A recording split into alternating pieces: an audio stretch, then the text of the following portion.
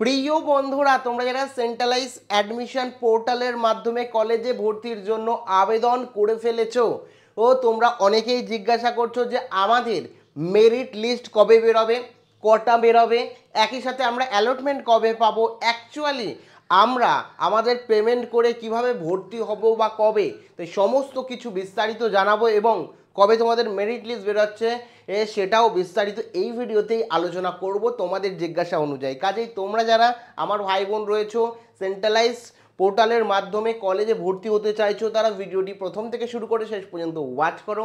ভিডিওটি ভালো লাগলে অতি অবশ্যই একটি লাইক প্রদান করো। আমাদের পরিবারের সদস্য না হয়ে থাকলে সাবস্ক্রাইব বাটনে ক্লিক করে বেল আইকনে ক্লিক করে অল নোটিফিকেশনে ক্লিক করে আমাদের পরিবারের সদস্য হয়ে ওঠো। দেখো, সবার প্রথমেই বলে রাখি, তোমরা প্রত্যেকে জানো রাজ্যে কলেজ অ্যাডমিশন নিয়ে এবারটা যেমনটি হচ্ছে সেটা হয়তো বিগত কোনো বছরেই এরকম ধরনের হয়নি।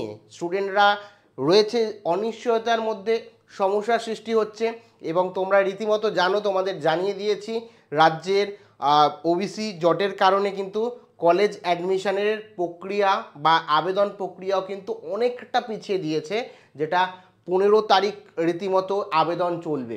এবার প্রশ্ন যে 16 তারিখ সম্ভবত তোমাদের ওবিসির যে রায় সেটা দেওয়া হবে, তাহলে তারপরেই তো মেরিট লিস্ট বেরোনোর কথা। অ্যাকচুয়ালি কবে বেরোবে, সম্ভাব্য কি তারিখ রয়েছে সেটা জানাবো। তার আগে তোমাদের প্রত্যেককে বলে রাখি যে তোমাদের যে মেরিট লিস্ট মানে কলেজ অ্যাডমিশনের পর তোমরা কিন্তু তোমাদের সমস্ত ডকুমেন্ট দিয়ে দিয়েছো, তোমার মার্কশিট দিয়ে দিয়েছো, তোমার উচ্চ মাধ্যমিক হোক মাধ্যমিকের মার্কশিট দিয়ে দিয়েছো, তারপরে কিন্তু তোমাদের যে মেরিট লিস্ট বেরোবে, তোমরা অনেকে জিজ্ঞাসা করো কটা বেরোবে।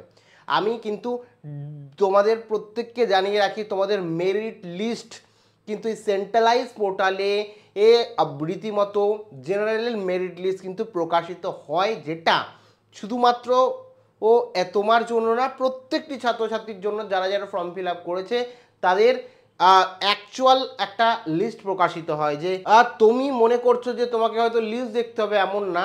তুমি হয়তো 10টা কলেজে অ্যাড করেছো, প্রেফারেন্স লিস্টে অ্যাড করেছো, কিন্তু তোমার কিন্তু একটা কলেজেই তুমি ভর্তির চান্স পাবে। ঠিক আছে, একটা কলেজেই কিন্তু তুমি ভর্তির তোমার অ্যালটমেন্ট আসবে, 10টা কলেজ কিন্তু আসবে না। এটা অনেক জায়গা থেকে তোমরা যা দেখছো যে 2টো বা 3টে কলেজ আসতে পারে, এমন না। তোমার কাছে একটাই কলেজ আসবে, তুমি যে প্রেফারেন্স দিয়েছো সেই প্রেফারেন্স অনুযায়ী। এবার এখানে কোন প্রেফারেন্সে কি হতে পারে এবং প্রেফারেন্সে জন্য কি ট্রিক্স রয়েছে যাতে তুমি কলেজ পেয়ে যেতে পারো, এবং কিভাবে তোমাদের মেরিট লিস্টটা তৈরি হয়ে প্রেফারেন্স তৈরি হয়ে তোমার কলেজের অ্যালটমেন্ট আসছে, আপগ্রেশন কোন ক্ষেত্রে তুমি করতে পারবে, তা নিয়ে কিন্তু একটা ডেডিকেটেড ভিডিও করেছি সম্পূর্ণ ইউটিউবে। এই ধরনের ডিটেলস ভিডিও তোমরা পাবে না। তোমরা একটু সময় দিয়ে যদি দেখো তাহলে কিন্তু তোমাদের অনেক বেশি হেল্প হবে। এই যে ভিডিওটা দেখছো এর লিঙ্ক আমি প্রথম কমেন্টে দিয়ে রাখবো, অবশ্যই এই ভিডিওটা দেখার পর ওই ভিডিওটা দেখো, ফুল ইনডেপথ আমি আলোচনা করেছি, ওটা দেখলে মোটামুটি ক্লিয়ার হবে। কারণ অনেকে জিজ্ঞাসা করছিল, আমি জানিয়ে দিলাম। তোমাদের এর একটা কলেজই একবার মেরিট লিস্ট বা অ্যালটমেন্টে তুমি পাবে, 2টো কলেজ পাবে না। কোন কলেজ পাবে এবং কি রুলস রেগুলেশন রয়েছে এই অ্যালটমেন্ট পাওয়ার, কেনই বা একটা পাবে, সমস্ত কিছু ওখানেই আলোচনা করেছি। এই ধারণাটা ক্লিয়ার করে রাখো।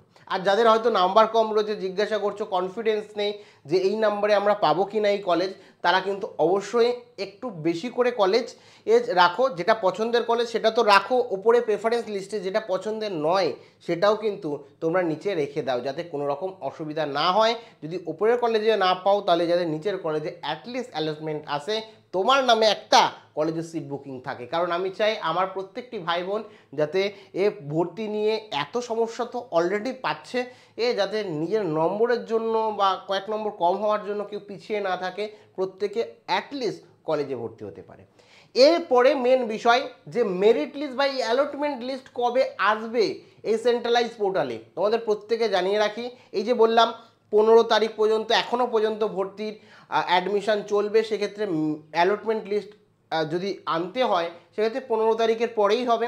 বিশেষজ্ঞরা বলছে যেহেতু 16 তারিখ রীতিমতো তোমাদের কলেজ অ্যাডমিশনের ওবিসি জট এর যে রায় বেরোবে তার উপর ভিত্তি করে তোমাদের ক্যাটাগরি অনুযায়ী লিস্ট বেরোবে এবং তোমার সংরক্ষণ বেরোবে এবং তার উপর ভিত্তি করে অ্যালটমেন্টও বেরোবে। সেই কারণে বিভিন্ন বিশেষজ্ঞ বা এক্সপার্টরা মনে করছেন বা যে অনুযায়ী সূত্র মারফত তথ্য আছে সেই অনুযায়ী কিন্তু 17 থেকে 20 তারিখের মধ্যে তোমাদের মেরিট লিস্ট বেরোবে। অ্যাকচুয়ালি 20-তে বেরোবে না 17-তে বেরোবে না 18-তে বেরোবে, এক্স্যাক্ট ডেট এই মুহূর্তে বলা সম্ভব নয়। তোমরা অনেকে জিজ্ঞাসা করছিলে, কিন্তু 17 থেকে 20-র মধ্যে তোমাদের কিন্তু এই মেরিট লিস্ট প্রকাশিত হবে সম্ভবত। বেশিরভাগ ক্ষেত্রে যেটা শোনা যাচ্ছে এই বিভিন্ন সূত্র মারফত, ওয়েবসাইট মারফত, সেটা হচ্ছে 17, 18 ও 19, 20, ঠিক আছে। এই কোনো কোনো ক্ষেত্রে 20 বলা হচ্ছে, কোনো জায়গায় 18 বলা হচ্ছে। তো এই মুহূর্তে এক্স্যাক্ট ডেট তুমি কেন আমি কেন কেউ বলে দিতে পারি না।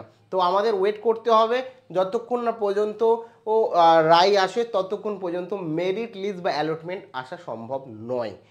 তো সমস্ত তথ্য এই মুহূর্তে তথ্য অনুযায়ী তোমাদের জানালাম। এখন যদি কোনো জিজ্ঞাসাবাদ থাকে অবশ্যই কমেন্ট সেকশানে কমেন্ট করে জানাতে ভুলো না। প্রত্যেকের জন্য অগ্রিম অনেক অনেক শুভেচ্ছা রইলো, আর এই ভিডিওটা অবশ্যই দেখে নিও।